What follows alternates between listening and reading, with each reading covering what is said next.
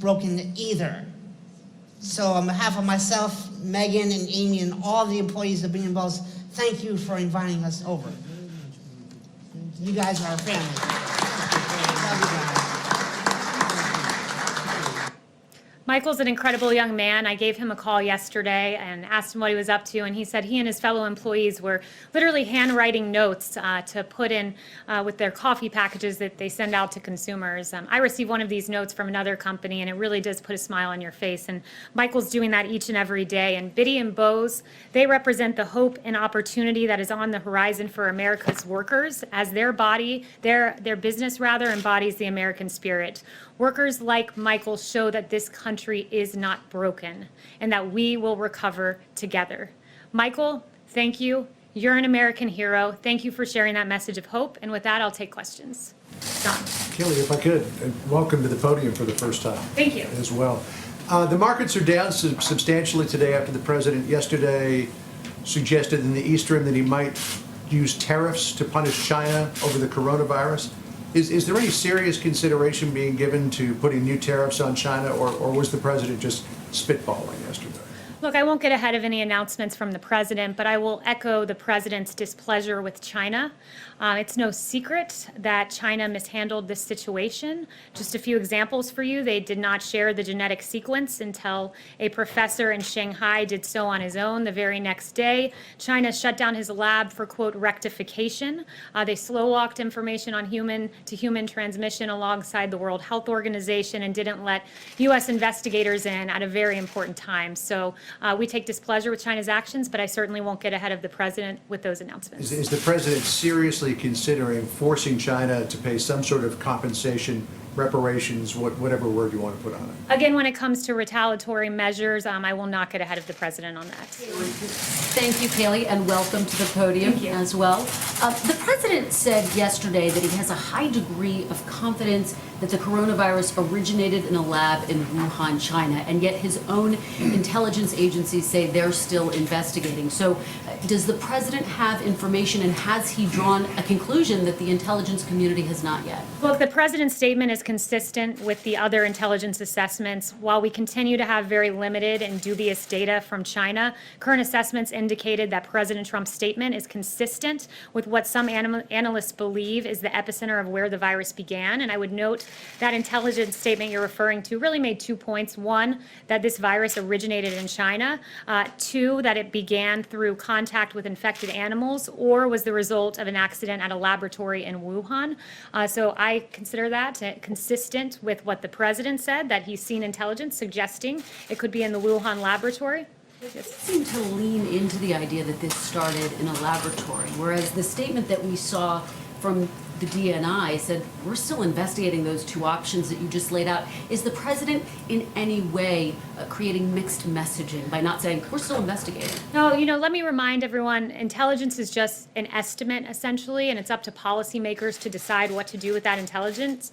In this case, the policymaker is the President of the United States, and he'll make that decision at the right time. Is the president any close to deciding what to do about China? Has he received any recommendations of the consequences? Is he anywhere near a decision? Look, again, I won't get ahead of the president's decision or the timing of that decision, but he takes this very seriously because the decisions of China that I referenced, slow walking some of that information, put American lives at risk. And rest assured, this president has one priority, and that is the safety and the well-being of American lives. Thanks so much, Kaylee. Welcome. Since it's been more than 100 days since the press secretary stood up there, I wanted to get a better sense of what your plan is. Are you planning to do these on a daily basis at this point? And also, will you pledge never to lie to us from that podium? I will never lie to you. You have my word on that. As to the timing of the briefings, we do plan to do them. I will announce timing of that forthcoming, but we do plan to continue these. John? Welcome to the podium. A question for you on Project Warp Speed. Can you give us some more details? The president said ultimately he's in charge of this project, but will there be a day-to-day point person on this? What's the budget for this project, and when can the American people realistically expect that there will be a vaccine available to everybody? Well, there is a day-to-day point person, and that's the President of the United States, President Trump. And with regard to vaccines, I would note the words of Dr. Fauci, which are these: going into a phase 1 trial within 3 months of getting the sequence is unquestionable, the world indoor record. Nothing has ever gone this fast. So what the President is doing, and under the President's leadership, we're in phase 1 faster than ever before, according to Dr. Fauci, and that should encourage the American people. In the budget, and then there's really no other point person. I mean, I know the president ultimately, I guess the buck stops with the president, but he hasn't put somebody on the staff. I'm not going to get into any details as to exactly how that works, but just rest assured, we're on an accelerated pace to a vaccine, at least for this phase 1 portion of clinical trial. The budget Yes. question?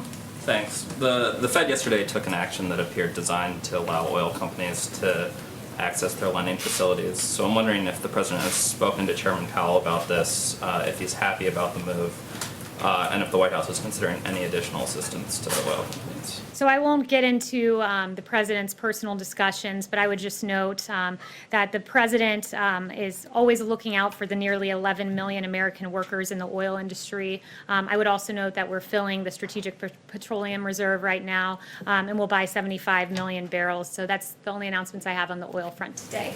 Yes, Halu. Thank you, Kaylee. The president tweeted this morning about the protests in Michigan. He essentially said that the governor of Michigan should work with the protesters. He called them very good people and said that they are very angry. Some of those protests, I'm sure you saw, included heavily armed protesters, members of militia groups. I wonder if the president was speaking about those specific members who stormed the Capitol in Michigan when he talked about very good people. Look, the president was referencing generally that in this country you have a First Amendment right to protest. I think that's something we all treasure here, and we should, rightfully. You have a right to do that constitutionally, but you must protest within the bounds of the law.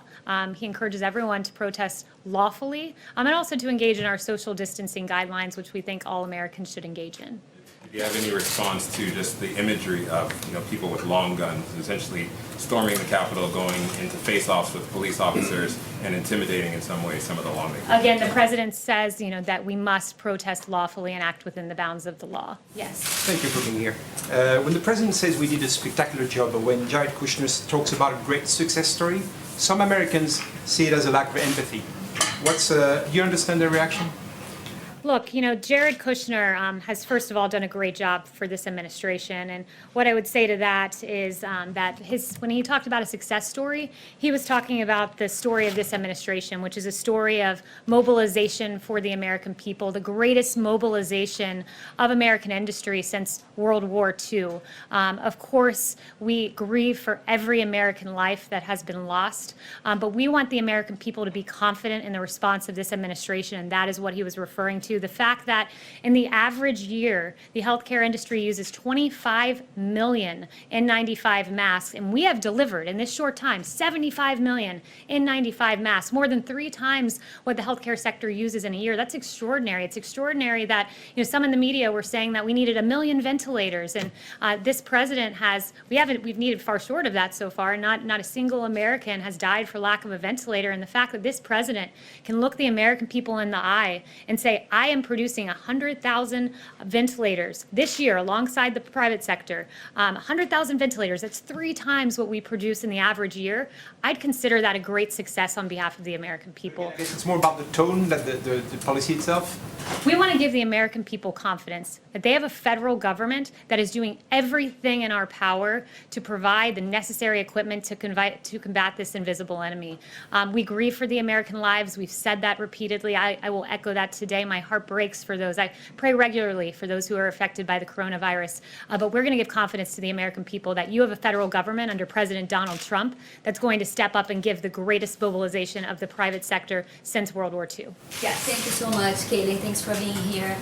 President Trump mentioned the situation in Brazil a few times this week.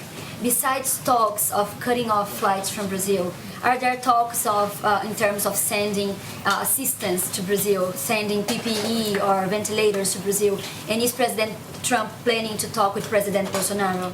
Well, the president has mentioned that he has sent ventilators around the world. Any excess supply we certainly look to help other countries.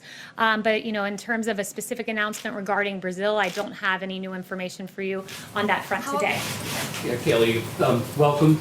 One of the most important parts of your job, though, is to have access to the president. Can you give us some indication that since you've been named press secretary, what kind of access do you have to the president to get what he's thinking and relay it to us?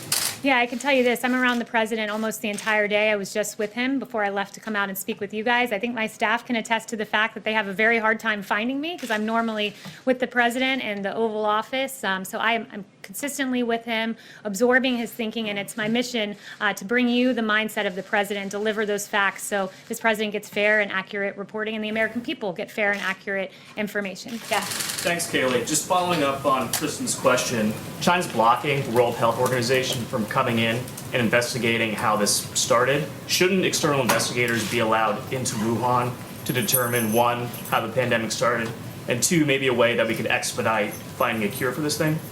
Look, there's no secret that China stopped U.S. investigators from coming in. It was of paramount importance that we got into China in an expedited fashion, and that didn't happen.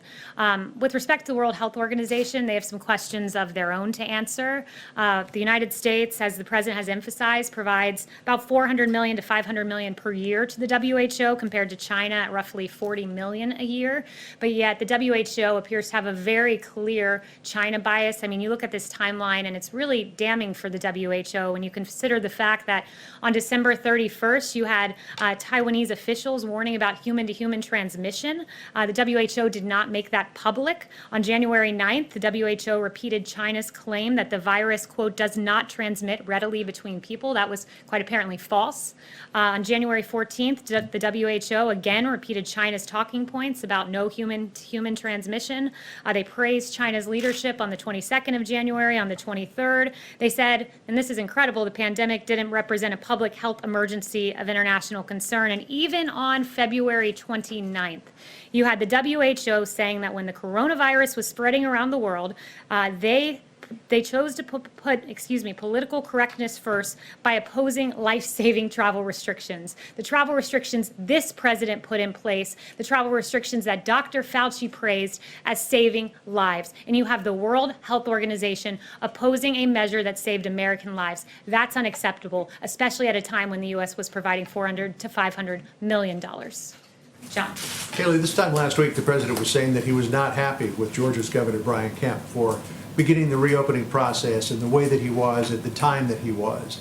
A week later, there have been some peaks and valleys in new cases in Georgia, but overall the trend line is down.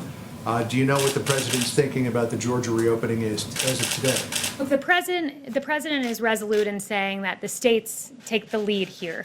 It's the decision of governors to decide what is best for their state. That being said, I talked to the experts. I talked to Dr. Birx. I talked to Dr. Fauci, and they say, rightfully so, this president has always sided on the side of data, which is why he encourages all states to follow the data-driven guidelines to reopening. All states from Georgia on down the line should follow those guidelines, but ultimately it is the decision of the states. And one note I would make about the president, in times of national emergency, we seem to have had a trend in this country where presidents aggregate power at the federal level, but this president has devolved power. He's invested in a principle that I cherish, and I know many others do, which is federalism, and I think that was the right decision. Has he mentioned how he feels about Governor Kemp in the last few days? I have not spoken to him about Governor Kemp in the last few days. As the on the lines of reopening, as the president pushes forward to reopen the country, does that mean he'll be campaigning in those states where that will be reopening? So I would refer you to the Trump campaign on that question. Yeah. Yeah, thanks for being here, Kaylee.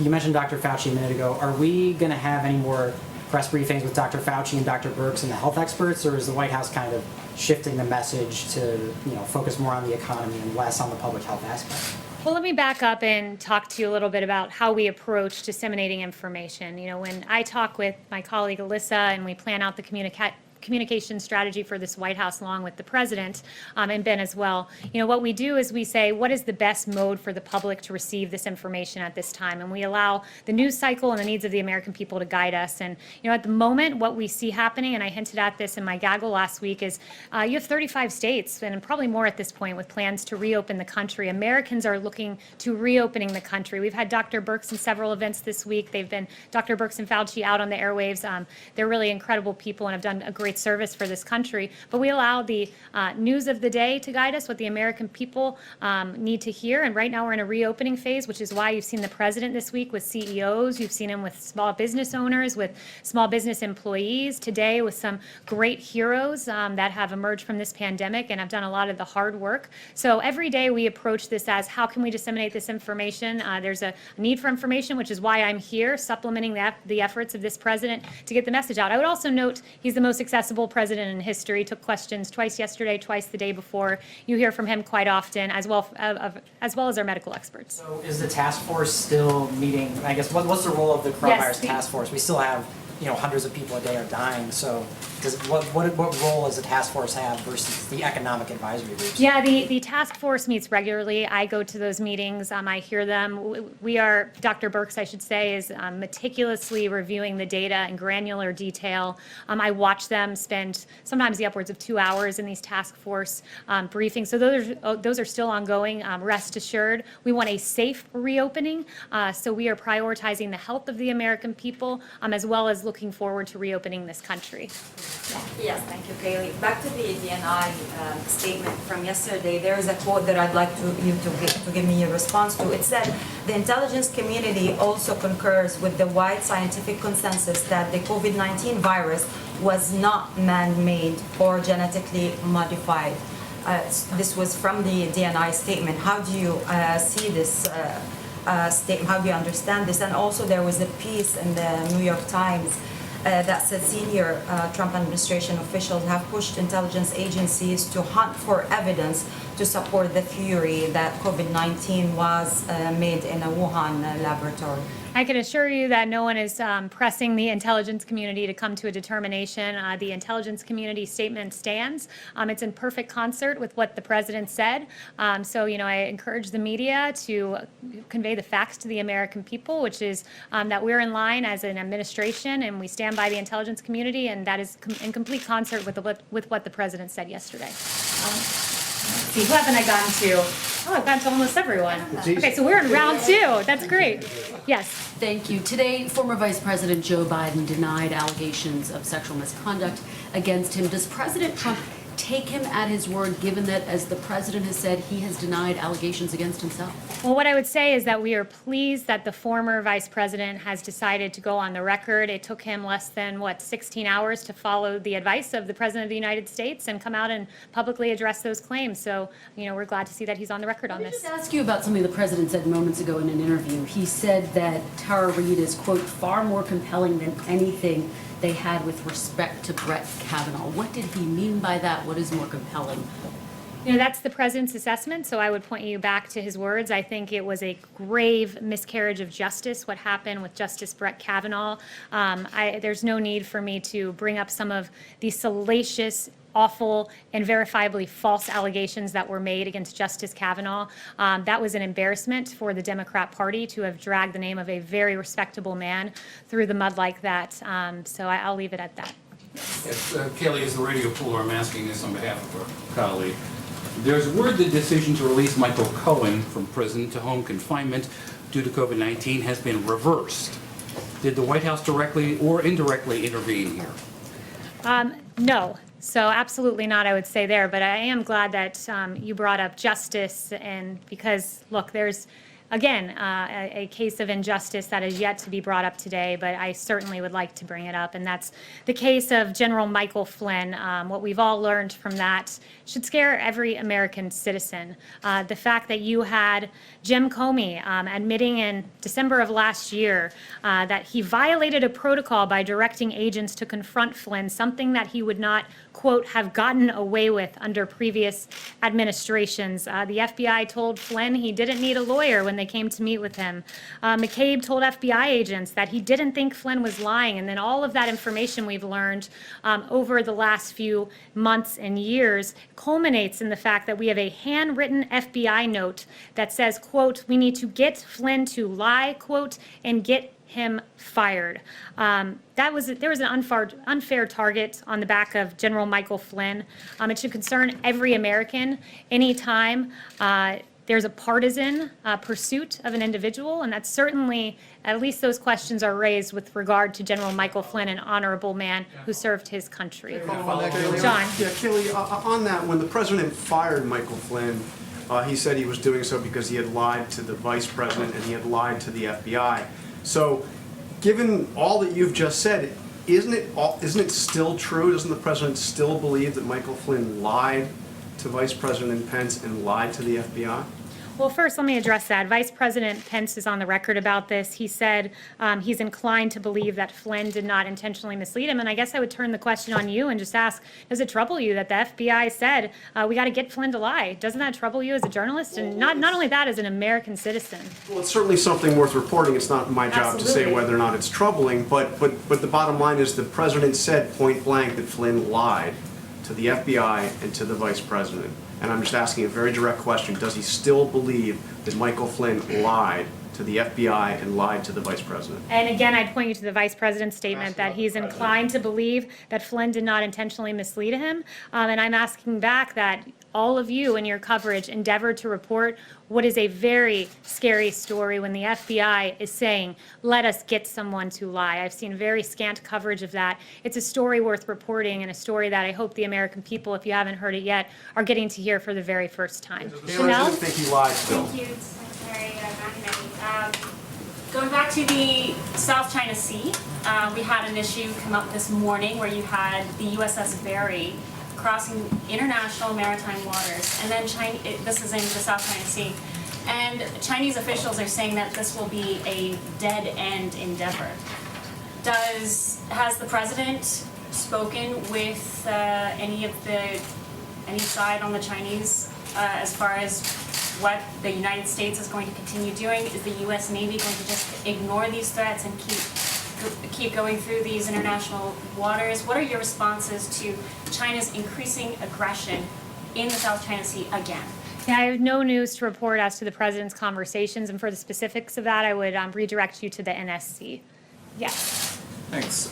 In the same podcast interview, the president said that Democrats would, quote, have to give us a lot for aid to states. I'm wondering if you have any idea of what specifically the White House or the president is asking for, and secondly, what you'd say to somebody like Governor Cuomo, who says, the president's already told me, a few weeks ago that he would support this type of assistance, and why are we bailing out, airlines or defense contractors, but not the states that pay teachers or first responders? Well, first, you brought up Governor Cuomo, so I just thought it's a good time to remind everyone that Governor Cuomo has praised the president's response in this COVID-19 crisis, saying that what the president has achieved is a phenomenal accomplishment, and we thank Governor Cuomo for those very kind words. But on that note, with regard to funding to states, Phase 4 is something that we want to start negotiating on immediately and get to work on.